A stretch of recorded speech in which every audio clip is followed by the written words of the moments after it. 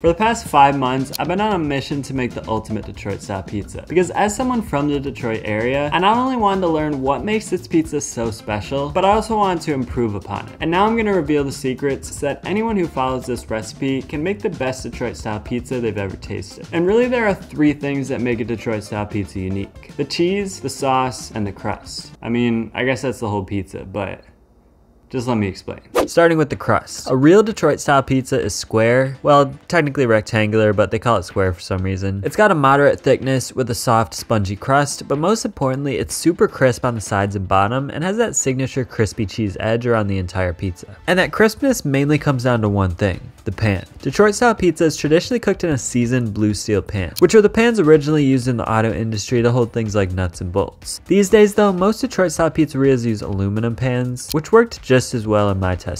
And they're way more convenient because you don't have to worry about seasoning them. The brand that I use, which is the most popular choice for this style of pan, is called Lloyd pans. You can grab them easily on Amazon, so I'll leave them linked below. I've got the 8x10 inch version here, but they also come in a bigger 10x14 version. Now we're gonna talk about some other pan options later in this video in case you don't want to buy one of these. But the nice thing about this pizza is that the pan itself is really the only equipment you need to get started. So let's make this dough. And we'll need to start with a good quality bread flour, along with optionally a small amount of whole wheat flour. I've found that about 95% white flour combined with 5% whole wheat gives me that little bit of extra flavor without straying too far from the traditional Detroit style pizza taste. But again, it's no big deal if you don't have any whole wheat flour if you don't want to use it. Now for the record, I'm making enough dough for 3 pizzas here, but I'll leave a recipe below for just 1 pizza. And just like I did with my New York style pizza, I've also created a recipe spreadsheet that you can download for free. It'll let you enter your pan size, how many pizzas you want to make, and even some topping preferences so that you can customize and scale this recipe however you like. But next up, we'll add 1%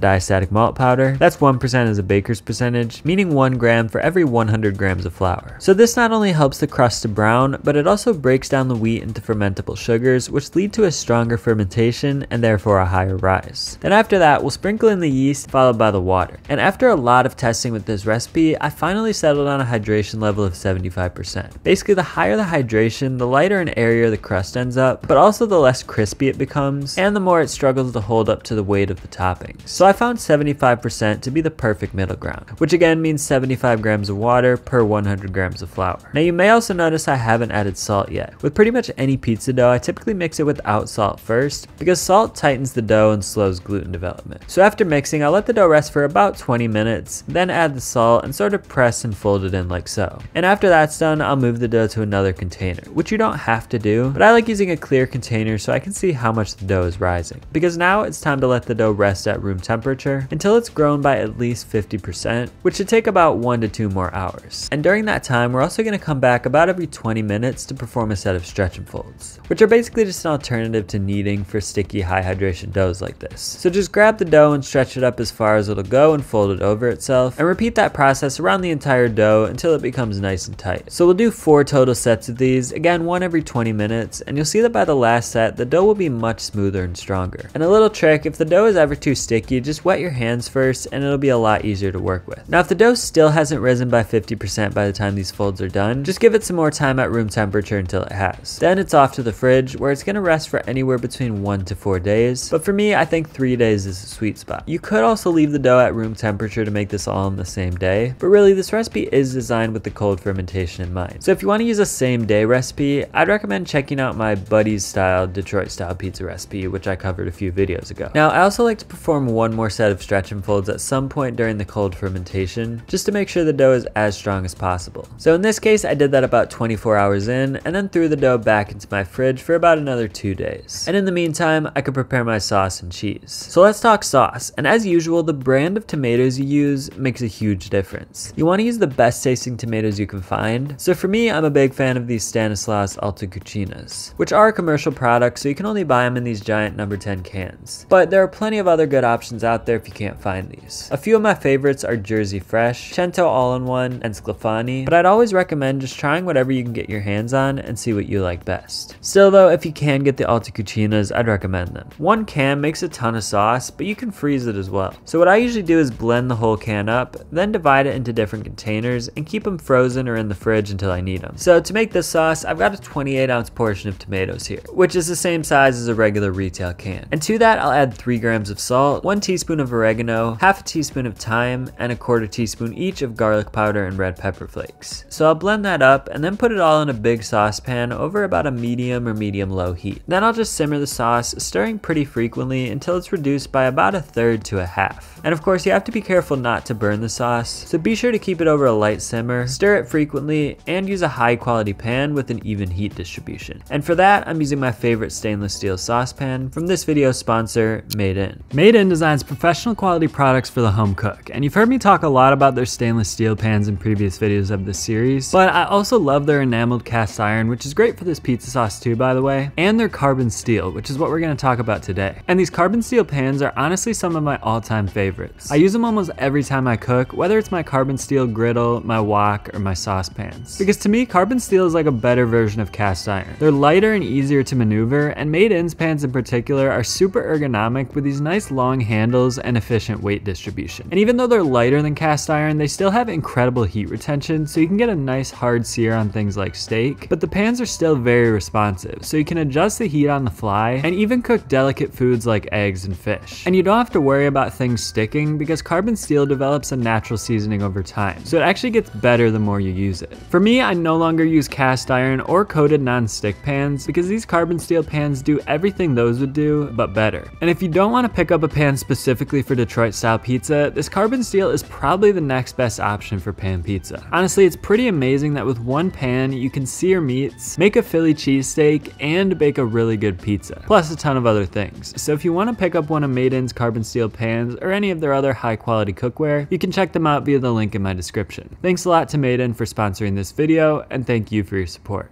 So after about 20 minutes of simmering in my stainless steel skillet, my sauce looks ready. Of course, it may take longer if you're using a smaller pan or if you're making a larger batch of sauce, but you'll know it's ready when there's barely any extra liquid left and you can create a streak in the pan with a spoon. And when I pour the sauce into another container, it's a little more than half of its original volume, which is just about perfect. Now you can make this sauce up to like 3 or 4 days in advance, so now that mine is done, I'm gonna throw it in the fridge until I'm ready to use it. And from here, the only other thing we need to prep is the cheese. And there's really only one correct choice for Detroit style pizza, and that is Wisconsin brick cheese. It's basically just a richer, creamier, and tangier alternative to mozzarella. And it really does have a distinct flavor that, in my opinion, really defines a Detroit style pizza. However, this cheese is a bit hard to find. I'm able to get some at my local food service store, and there are a few options for buying it online, which I'll link below. But I've also come up with an alternative cheese blend for those that absolutely can't or don't want to get Wisconsin brick cheese. And I covered this in more detail in the cheese episode of this series, but basically a blend of 40% Munster, 40% Monterey Jack, and 20% mild white cheddar seems to get pretty close to the flavor and texture of Wisconsin brick cheese. And the way you prepare the cheese is important too. So I tried a variety of different methods and found that simply grating it is easily the best. It allows you to get an even distribution of cheese on the pizza so that not only do you not have bare spots, but you also don't have to worry about the dough caving in due to the giant chunks of cheese weighing it down. So with all that said, we've got our cheese, we've got our sauce. Now let's get ready to bake the pizza. So the day I want to make it, I'll take the dough out of the fridge, usually pretty early because it's going to have to rise a bit more at room temperature before we can bake it. But before we can divide this dough up, we have to prepare our pans, which basically just means coating them in oil. So I like to use olive oil for the best flavor, and as I've tested this recipe more and more, I've realized that actually the less oil you can use in the pan, the better. Because while the oil does add some flavor and helps to crisp up the dough, too much oil can cause the pizza to become overly greasy or even burnt. So really the oil's primary purpose is just to prevent sticking to the pan and to add that tiny bit of flavor and crispness. So as you can see, I'll typically add a pretty healthy amount to start and then wipe it down with a paper towel so that only a very thin layer remains. Now as promised, if you don't want to buy a Detroit style pizza pan, there are a few other options. Actually a lot of other options, because I mean pretty much any baking pan would work. What I found to work best, like I mentioned before, is a carbon steel pan, but if you have a bread pan, a brownie pan, glass, stainless steel, cast iron, really anything would work. Just make sure that whatever you're using is completely oven safe, because most glass, for example, is only oven safe up to like 425 degrees Fahrenheit, so you'd need to bake at a lower temperature to account for that. And in the spreadsheet, I've given you an option for round pans as well, so just enter the diameter of your pan and it'll tell you exactly how much dough to use so that your pizza ends up at the proper thickness. Which, by the way, is another thing a lot of people get wrong about Detroit style pizza. Most people make it too thick, but when I went to Detroit, I actually got out a ruler and measured each of the pizzas I tried, and they ranged between 3/4 of an inch to 1 1 1/8 inches, with the best pizzas in my opinion being on the higher end of that range. So for me personally, I aim for about an inch or just slightly over. And like I mentioned before, you can also enter your preferences for cheese and sauce in the spreadsheet to customize this pizza exactly how you like it. Personally, I like light cheese and medium sauce, but if you're not sure, I think keeping both at medium would be a good place to start. But anyways, once our pan is prepared, we can divide up our dough. So to make sure the crust is as even as possible and strong enough to hold up the toppings, I like to start by balling the dough up nice and tight. Usually I'll fold it over in my hands like so and then close off the seam at the bottom. But since this is a pretty high hydration dough, it may be easier just to drag it along the counter like so. It doesn't really matter which technique you use. The most important thing is just that the seam at the bottom is completely closed so that you don't end up with a giant hole in the middle of your dough. Now of course the ultimate goal here is to stretch the dough to the edges of the pan, which we'll need to do in a few stages because the dough will be a bit too tight at the beginning here. So I'll start by flattening it out just a bit and then covering the dough up and leaving it alone for about an hour. And when I come back, it'll be much easier to stretch, although probably still won't stay all the way to the corners. So from here I'll come back every 30 minutes to continue stretching, making sure to keep the dough at an even thickness all throughout as best as I can. Sometimes it helps to sort of lift the dough up and pull it to the edges, sometimes you can just press it out, but either way it usually takes me 2 to 3 sets of stretches before it'll stay all the way to the edges. And from here we can just let it rise to get nice and airy. So technically you could bake this dough at any point now, but it's pretty hard to overproof this, and the longer you let it go, the lighter and airier the crust will end up, at least to a certain point. Personally, I usually let it rise for about 2 more hours until it looks like this, at which point it's ready to top and bake.